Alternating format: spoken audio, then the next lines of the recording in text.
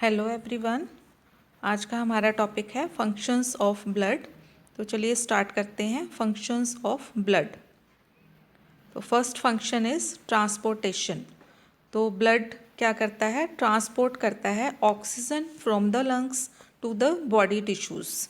जो ऑक्सीजन है वो एक्सटर्नल एनवायरनमेंट से लंग्स में पहुंचती है।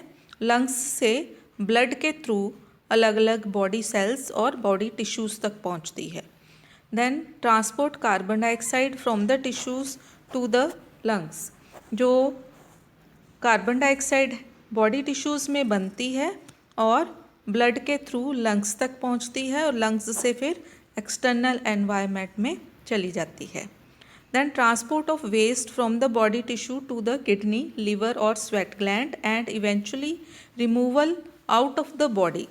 जो बॉडी टिश्यूज़ में वेस्ट प्रोडक्ट बनते हैं, टॉक्सिक प्रोडक्ट बनते हैं जैसे यूरिया, यूरिक एसिड, क्रिएटिनिन वगैरह, वो ब्लड के थ्रू पहुंचते हैं किडनीज़ में, लिवर में, स्वेट ग्लैंड्स में और फिर वहाँ से ये बॉडी के बाहर निकल जाते हैं। Then transport of hormones, enzymes and other chemicals throughout the body. Blood transport करता है हार्मोन्स।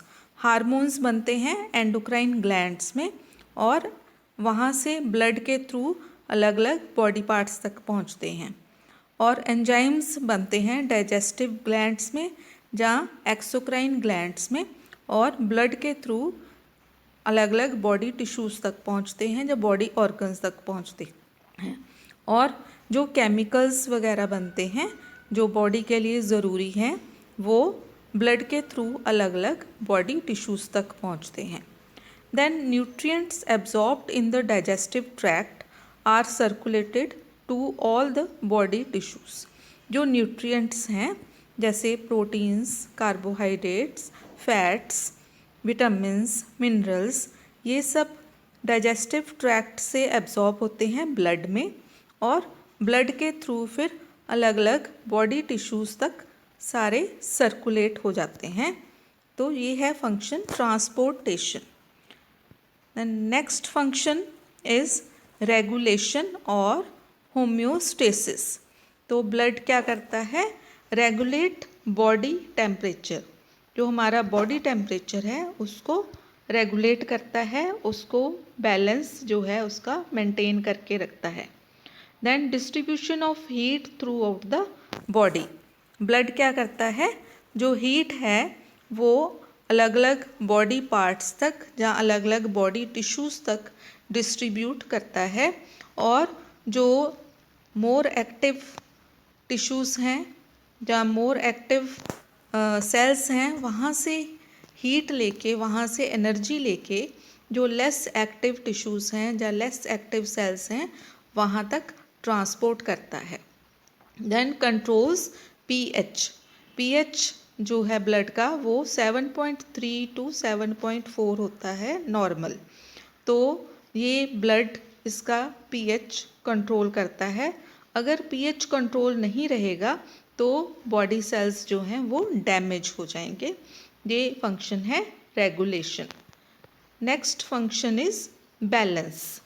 तो ब्लड जो है वो बैलेंस मेंटेन करके रखता है। Maintain electrolyte balance. जो अलग अलग इलेक्ट्रोलाइट्स हैं बॉडी में वो हैं sodium, potassium, magnesium, calcium, chlorides. ये सब इलेक्ट्रोलाइट्स जो हैं वो उनका बैलेंस मेंटेन करता है blood. Then maintain acid base balance.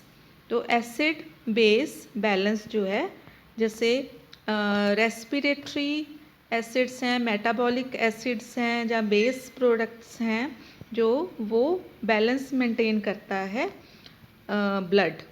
अगर बैलेंस नहीं मेंटेन होएगा तो इसकी वजह से रेस्पिरेटरी एसिडोसिस, जहाँ मेटाबॉलिक एसिडोसिस, जहाँ मेटाबॉलिक एल्कलोसिस, जहाँ मेटाबॉलिक एसिडोसिस हो सकता है। Next function is protection. Blood क्या करता है? Protect body from the harmful organisms by the WBC proteins and antibodies. तो ब्लड क्या करता है, जो भी हमारी बॉडी में हार्मफुल प्रोडक्ट्स पैदा होते हैं, जो हार्मफुल माइक्रो ऑर्गेनिजम्स जो बाहर से आते हैं, वो उससे हमारी बॉडी को प्रोटेक्ट करता है। जैसे WBCs हैं, वो हमारी बॉडी को माइक्रो ऑर्गेनिज्म से प्रोटेक्ट करते हैं। जो प्रोटीन है, प्लाज्मा प्रोटीन्स हैं, एंटीबॉडीज़ हैं, वो हमारी बॉडी को हार्मफुल माइक्रो ऑर्गेनिज्म से प्रोटेक्ट करते हैं। देन डेवलप इम्यून रिस्पॉन्स, जो प्लाज्मा के अंदर प्लाज्मा प्रोटीन्स होते हैं, उसकी वजह से हमारी बॉडी को इम्यूनिटी मिलती है, और इम्यूनिटी मतलब रेजिस्टेंस टू इन्फेक्शन। तो ये फंक्शन है प्रोटेक्शन। तो ये आज हमने स्टडी किया फंक्शंस ऑफ द ब्लड। तो thank you so much for watching. Have a good day.